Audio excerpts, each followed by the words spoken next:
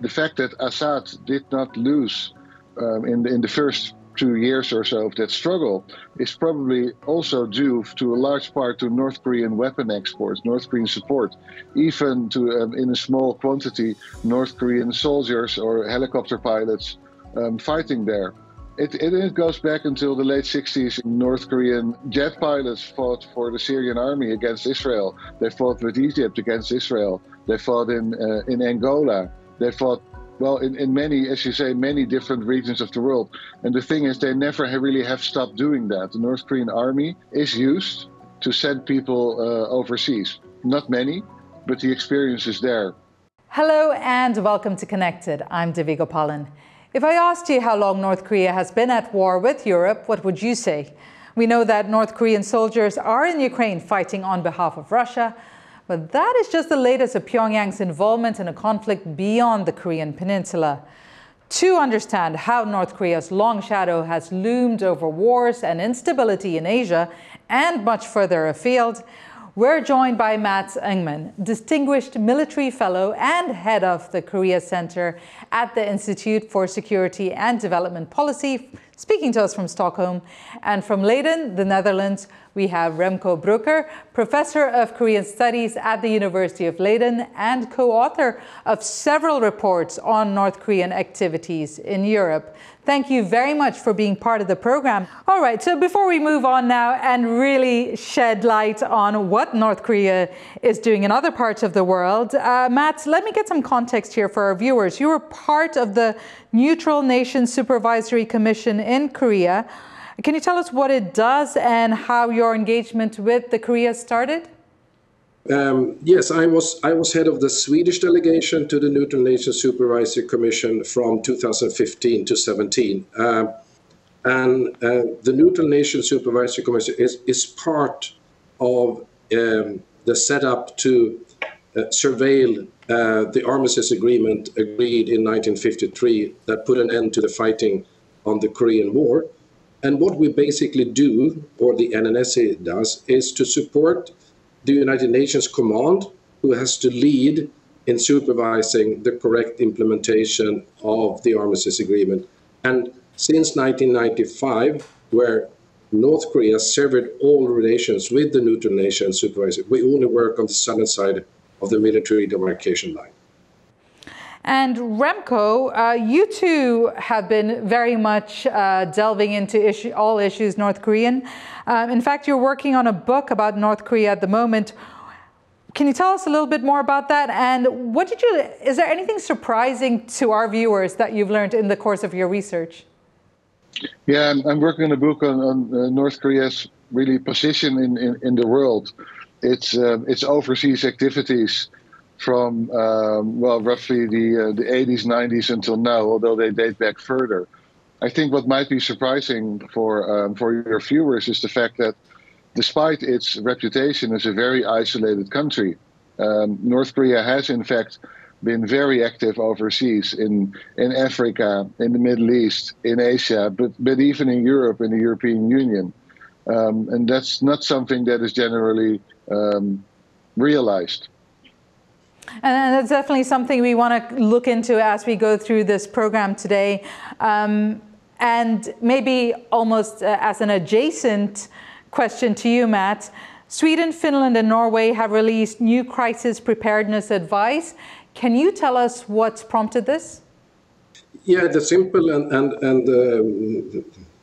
straightforward answer is, of course, that the worsening security situation in Northern Europe with a full-scale war in Ukraine, but it's also connected to what I think is a little bit of what we call hybrid or gray zone operations, where we have seen and witnessed in Europe and elsewhere that countries like Russia and China, and to a degree North Korea, are engaged in covert operations to destabilize our economy, to destabilize the democratic systems, etc. So all in all, this boils down to a realization that we need, or the government thinks that we need to prepare the Swedish people for a crisis, and especially Sweden, that has been in peace for over 200 years, I think it really takes an extra effort to kind of change the mentality and prepare the people for a potential crisis. And Remco, you know, all eyes, of course, are understandably on Russia at the moment, especially with those countries bordering Russia. But how much attention is being paid in Europe to North Korea's activities? Well, attention is being paid in North Korea to the extent that it makes the newspapers, but and I'm not privy to what goes on behind closed doors. I'm not sure to what extent security services, etc., are working on the North Korean question. I assume they are. But what we can see, for example, the reaction by the NATO with regard to the North Korean participation in the war in Ukraine, I found to be distinctly lacking in urgency.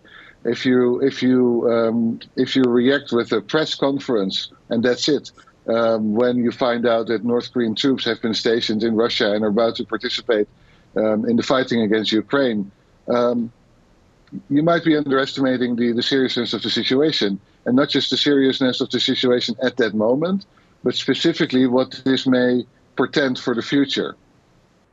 So, and Matt, if I can get you to respond to that on how NATO is approaching the North Korea or possible North Korea threat.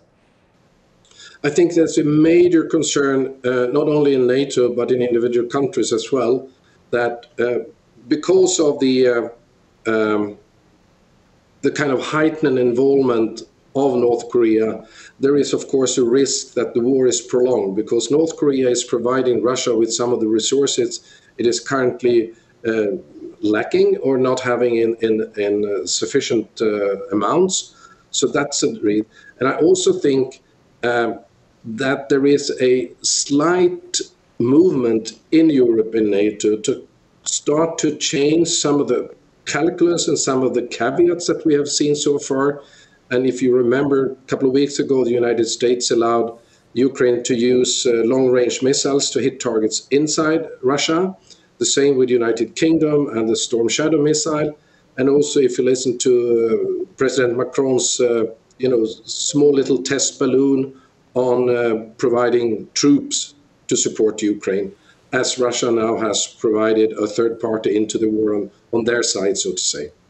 Remco, let's talk about Pyongyang's reach then in this case. I mean, you briefly mentioned how it's involved in many of the conflict-ridden regions, including the Middle East. Can you explain? Yeah, well, North Korea, at least until 2019, when the sanctions began to bite hard, really, North Korea was a major weapons exporter, arms exporter. And it supplied weapons to the Middle East, to Africa, to Asian countries. It really never stopped doing that with regard to the Middle East, even despite the sanctions and despite the fact that the exported volume really dropped. But for example, the civil war in Syria, which now, of course, has reached a very different phase, it seems to have had stopped. But the fact that Assad did not lose in the first 2 years or so of that struggle is probably also due to a large part to North Korean weapon exports, North Korean support, even to, in a small quantity, North Korean soldiers or helicopter pilots fighting there. It goes back until the late 60s, even when North Korean jet pilots fought for the Syrian army against Israel. They fought with Egypt against Israel. They fought in Angola. They fought, well, in many, as you say, many different regions of the world. And the thing is, they never really have stopped doing that. The North Korean army is used to send people overseas. Not many, but the experience is there.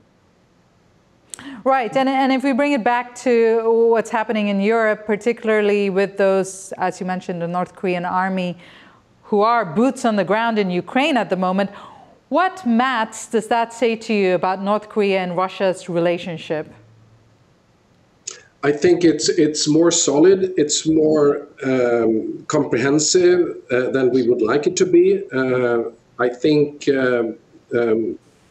for North Korea, the war in Ukraine came as a golden opportunity to be valuable for Russia. And we have seen over the last 2 years that the amount of artillery shells and missiles and other military components that North Korea has provided Russia with is very high. And apparently Russia is giving something back to North Korea. We don't know exactly what, but it means that North Korea is in a more favorable position now than it was before the pandemic, both from a financial and economic point of view, but also from a strategic point of view, having the backing of one of the big nuclear powers in the world. Remco, Yeah. I think a lot of, particularly us sitting over here, were very surprised when we heard about North Korea physically being now involved in the war with Ukraine on behalf of Russia. What was your reaction when you heard that was happening? And was this to be expected given the relations between North Korea and Russia? Oh, yes. No, I definitely thought that this was to be expected. And I did think that this was a possible scenario. And I wasn't the only one to think so already a number of years ago. As soon as it became clear that North Korea was going to function as a major source of weapons, ammunition, and even missiles to Russia, it should have been clear at that moment that the scenario of sending troops was within reach and was plausible, because North Korea has been sending maybe not soldiers, but workers across the world before the pandemic, at least, and it picked up again after the pandemic, in its hundreds of thousands. 150 to 200,000 North Koreans used to work outside of the country each year, mainly in China and in Russia. So if you put those together, it's really not a very difficult scenario to come up with. So my main fear when it became apparent that North Korea started to send weapons and ammunition to Russia was precisely this: the sending of troops in order to, as Mats just explained, to build its own economy, to receive Russian energy, oil, gas, weapons technology, other kinds of technology, cash, of course, financial support, food support and everything, in order to strengthen its own position. And importantly also, I think, the fact that North Korea now, after a period of relative isolation during the pandemic, and even after the fall of the Iron Curtain, North Korea now finds itself in a position surrounded by like countries, by friends, an alliance of unfree states, as you will, which really enhances its strategic position vis-a-vis the world. Can I add one thing? Yes, please.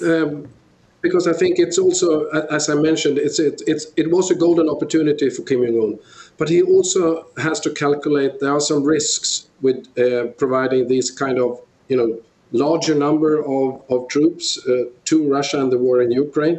And that is, of course, what about if the word comes out that these North Korean troops are underperforming, that they are not as military effective as you may think and what they have believed, and also the risk of having a lot of casualties being brought back to North Korea, and the rumor starts going on domestically in North Korea.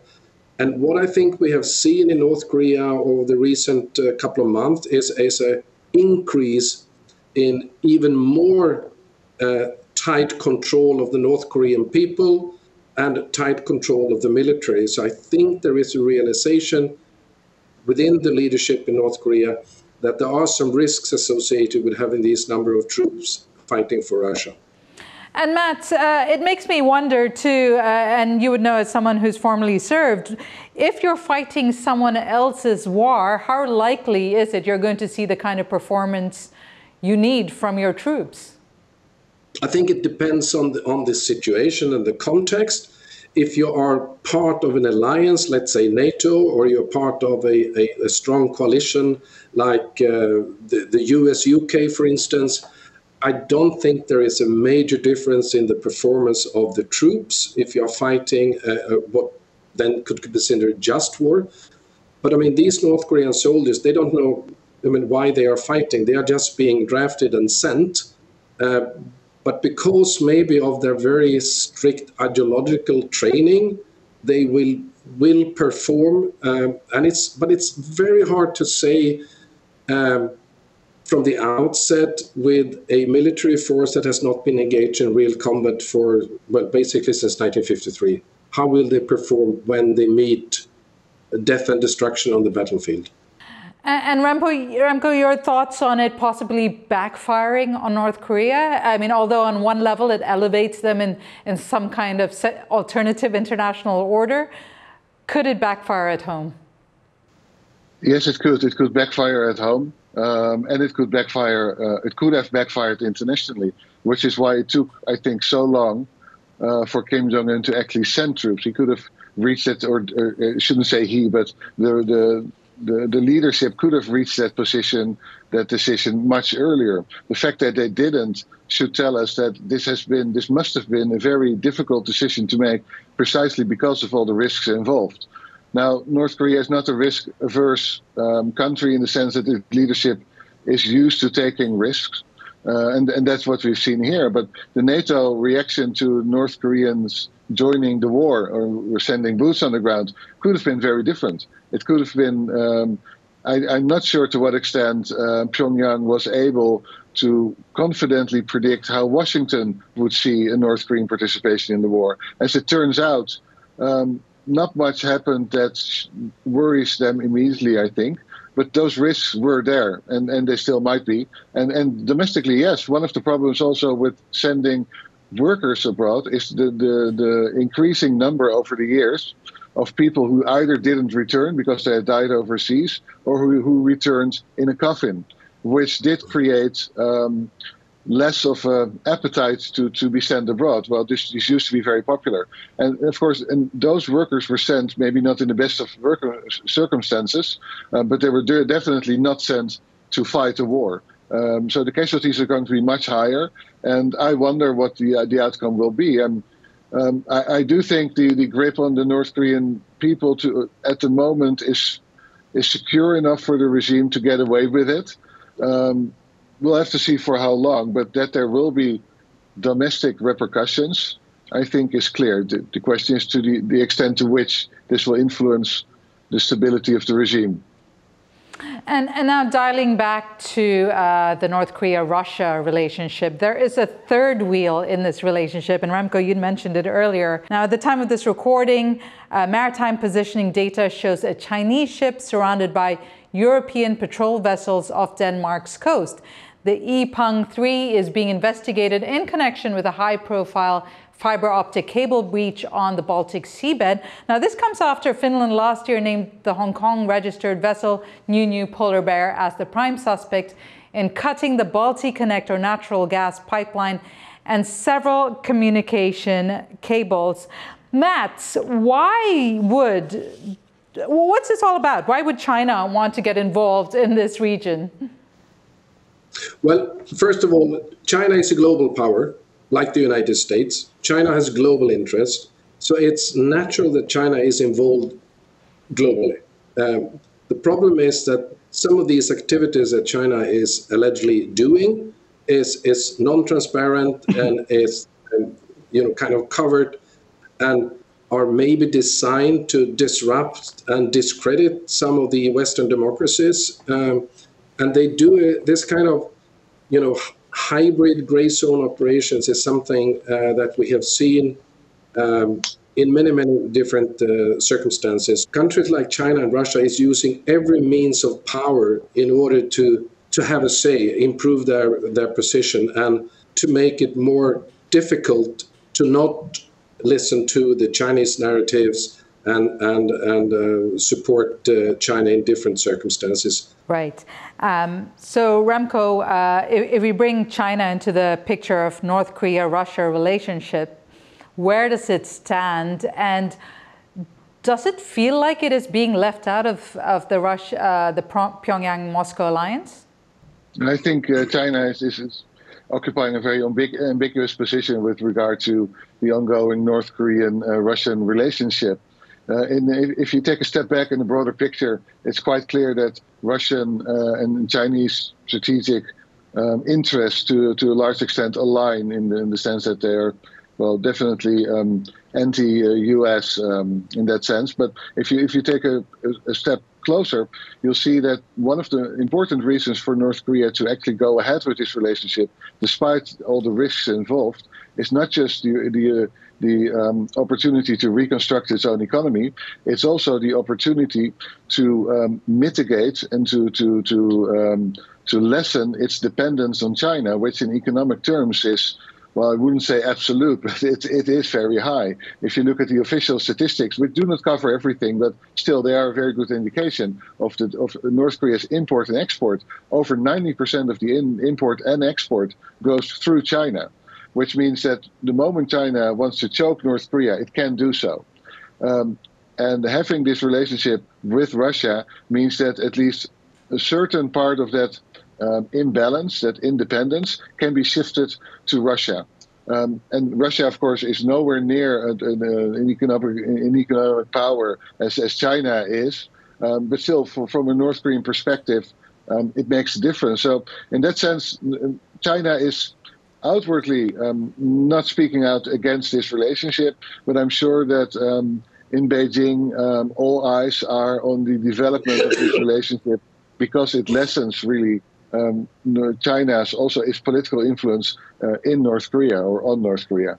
There may be, as Remco pointed out, ambiguous sentiments in Beijing about this the newly developed relationship between Russia and North Korea. But as far as China thinks and believes it can maybe balance and control the relationship, I think it's not a major concern for them. And also it can play in the hand of China, because with the, as I mentioned in the beginning of our interview, with the support of North Korea, Russia may be able to sustain the war for a longer period, and thereby not allowing countries like United States and Europe to focus on other theaters than the European theater, making it easier for China to have its way in the Asia-Pacific area. So it may also have a beneficial outcome for China and its interest in its neighborhood. Okay, Remco, I want to take it back to the China-North Korea relationship. China definitely is clearly one of North Korea's benefactors, but it seems that maybe inadvertently or deliberately, many other countries have been supporting North Korea in its endeavor, funding its military ambitions. Can you tell us whether North Korea is as isolated as we think it is? No, it's definitely is not. And this is, I think, one of the major problems in dealing with North Korea and coming up with a feasible strategy towards North Korea. Whatever the precise contents of that strategy, what I think we have not been taken in sufficiently is the fact that North Korea still continues to earn cash, technology, contacts through its overseas networks. And those networks may be used for everything. They may be used to smuggle the horns of rhinoceros to paying customers from Africa elsewhere. They may be used to obtain parts for weapons production in Pyongyang. Usually they're used to earn hard cash. And it's those networks that don't look North Korean necessarily. Sometimes they will, but sometimes they won't. You'll often find local corporations, joint ventures with local businessmen, and sometimes even really big European or US companies that unknowingly work with North Korea, outsource production to China, and end up having commissioned basically the North Korean state to produce its goods without them knowing that this is going on. So this is bypassing the sanctions, and it's been a steady source of income for North Korea. And that's something we have not come fully to grips with. We need to map these overseas networks to a much bigger extent than we have been doing, also in order to obtain leverage, in order to be able to talk to North Korea and to bring something to the table, which so far we haven't been able to do. All negotiations with North Korea the last few years have basically been photo opportunities for Pyongyang and not much more than that. Also because we didn't bring leverage. And I think this would be one of the ways to do so. And to come back to your original question, Divya, no, North Korea is certainly at that level not an isolated country. It is fully part of the global economy, even if it doesn't look like it is. So it comes to question on how effective these sanctions are. In fact, Taiwan's been cracking down on oil shipments to North Korea, which the Financial Times reports that the overwhelming majority of oil shipped to North Korea comes from Taiwan. So if there's such an intricate web of supply to North Korea in various different ways and bypassing all kinds of the blockages or the stoppages that are put in place, what is the answer, Remco? Well, that's a very difficult question, because we are basically too late asking this question and trying to answer it. We should have done this before. What we are witnessing now is a strong withdrawal or diminution of UN authority in many parts of the world, including with regard to the enforcement of sanctions levied on North Korea. I'm not entirely sure what we can do about that. I think the only thing we can do now is to map those international networks in which North Korea is implicated. But real sanctions enforcement is impossible given the fact that neither China or Russia is going to cooperate. So it's up to the countries where goods are exported to or imported from, like Taiwan, but also the Netherlands with its huge port in Rotterdam, which is also a major gateway to North Korea and from North Korea, or always has been. That's the extent, I think, of what we still can do. But it's very limited because we've left the door open for too long, and we can close it now, but where it's going to leave, I'm not sure where that's going to leave us, to be honest. It's a bit of a pessimist answer, but it's all I have. All right, we'll have to leave it there. Thank you so much, Mats Engman, for joining us from Stockholm.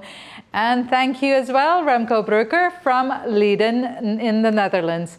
And for our viewers everywhere, it has been good to have your company. If you've enjoyed today's episode or have anything you'd like to add to the dialogue, do join the conversation on our social media. And remember, stay informed, stay engaged, and stay connected.